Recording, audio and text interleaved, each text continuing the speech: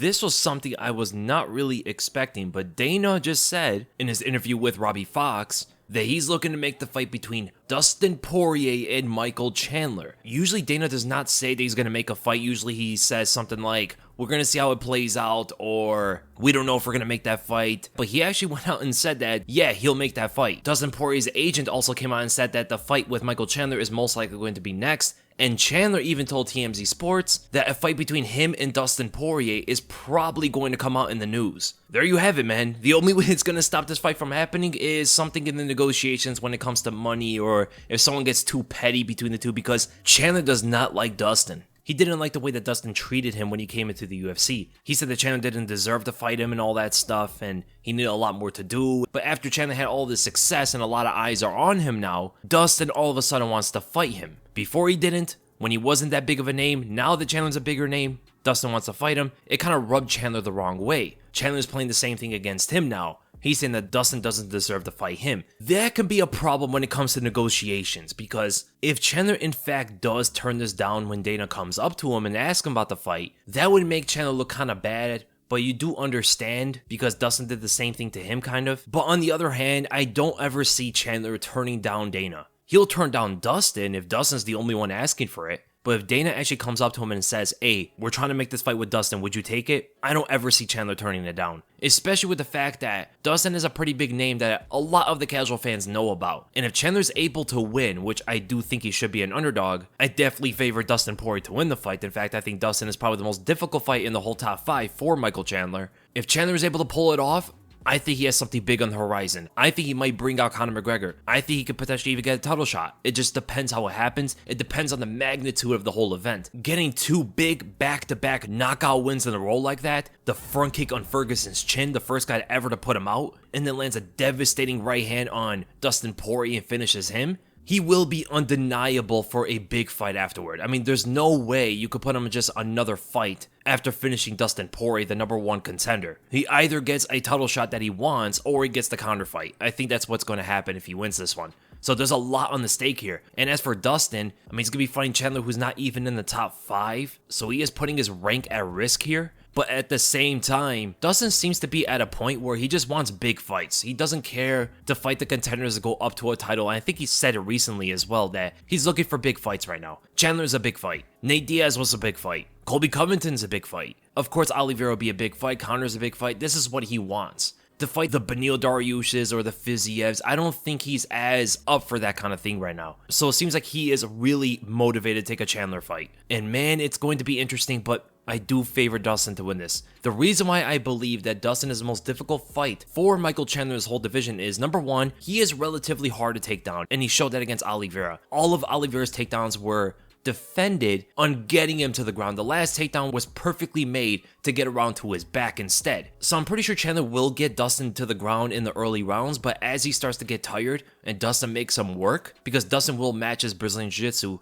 I don't think Chandler's going to get really much off on top when he gets Dustin to the ground. As the fight starts getting more intense, the lactic acid starts to build up. I think the takedowns will be easily thwarted, I'll say by the 3rd round. And when it comes to the striking exchanges between the two, Dustin has a majority of boxing skills when it comes to his striking. And he's potentially the best boxer in the whole lightweight division right now. Chandler's rudimentary approach with long right hands from a distance, sometimes a left hook, and kind of makes everything pretty obvious with when he wants to attack and what he wants to attack with. I think Dustin will be able to slip all the right hands and counter with his own left. Southpaw versus orthodox is going to play here, and I think it's going to favor Dustin Poirier. Not only that, Chandler is susceptible to jabs. I mean, he's very easy to get hit from a distance. Just opponents are so intimidated of the power, they don't bring the fight to him. Justin Gaethje brought the fight to him, and so did Charles Oliveira in the 2nd round, though. In the 1st round, Oliveira was kind of backing up a little too much. In the 2nd, he went after him. And also Tony Ferguson in the 1st round, but not in the 2nd. In the 2nd, for some reason, he wanted to move away, and that's how Chandler was able to catch him. He was putting a lot of pressure on Chandler. He was able to catch him, countering him with a left hand.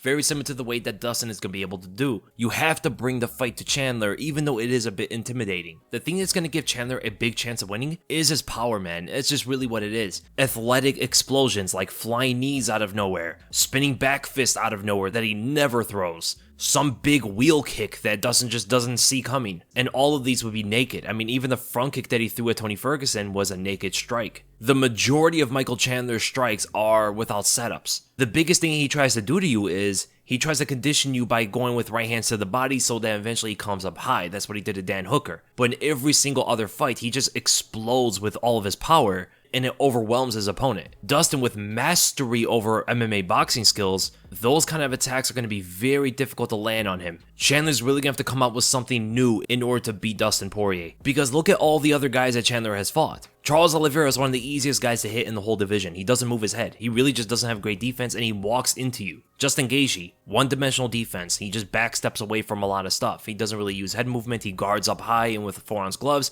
you can find your shots in there. And Dustin did exactly that and finished him. Tony Ferguson, he has an unorthodox approach to defense, but it's lacking in a lot of areas. He keeps an open guard. He brings his hands down all the time. His chin is high at times. Dan Hooker, hands down at all times, takes a lot of punishment in all of his fights. Pretty much uses his chin as a way of defending shots. Michael Chandler has never fought an opponent in Bellator or in the UFC that is even close to Dustin Poirier when it comes to striking defense. Dustin has a great ability to slip punches, he's great at pull counters, he has one of the better guards, and not only that, he's extremely composed even if it gets chaotic, and he uses his jab intelligently to neutralize the action, kind of cause a sort of reset, and then bring the fight into his favor when he puts together combos behind the jab. So he'll jab you in the face to keep you away a little bit in neutral ground so your pressure kind of gets halted for a second, and then he finds openings on you afterward, either on the back foot defending and countering, or he starts to put his offense forward. And that is the kind of thing that none of the guys that Chandler's ever fought before do. And it could potentially look somewhat like how the second Eddie Alvarez fight went for Dustin Poirier, where he absolutely tore him apart,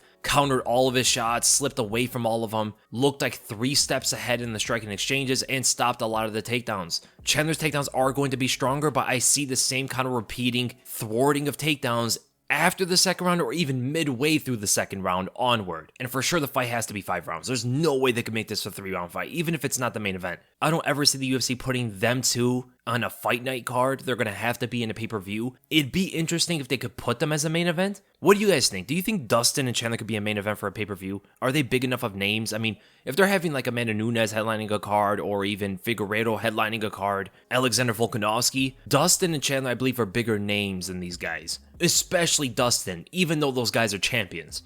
So pay-per-view wise, business wise, I do think they can put Dustin versus Chandler as a main event of a pay-per-view. It's probably not going to be the most successful in the world, but it would probably do better than a lot of the other championship fights. But let's just say they do make it a co-main event, it still has to be 5 rounds. There's no way. If they make it a 3-round fight, Chandler has a big chance of winning there. He could expend a lot of that gas tank and just overpower a lot of Dustin Poirier's defense with a tremendous amount of effort. I mean, he's going to gas out in that 3rd round by doing so, but if he can win 2 rounds out of the 3, because of his wrestling, he definitely has a very effective game plan going on there. But if it's a 5-round fight, the only way Chandler wins is by a puncher's chance. That's it. So I'm so happy that Dana wants to put this fight together. I think the fans are going to be so excited for this. In fact, I've been saying it, man. This is the fight to make between these two. I'd love to see Chandler fight Conor or something like that. I'd love to see Dustin fight, Fiziev or whatever it is. But the perfect fight that everybody wants would be these two matched together. It makes perfect sense. And leave in the comments below, who do you guys think would win this? You have your money on Dustin or Michael Chandler? Dustin seems to be technically the more capable fighter all the way around. Makes less mistakes, harder to hit, cleaner shots, better precision, better skills overall. Or do you go with the powerhouse that is Chandler that can make anything happen at a blink of an eye? Leave in the comments below and I'll see you guys in the next video.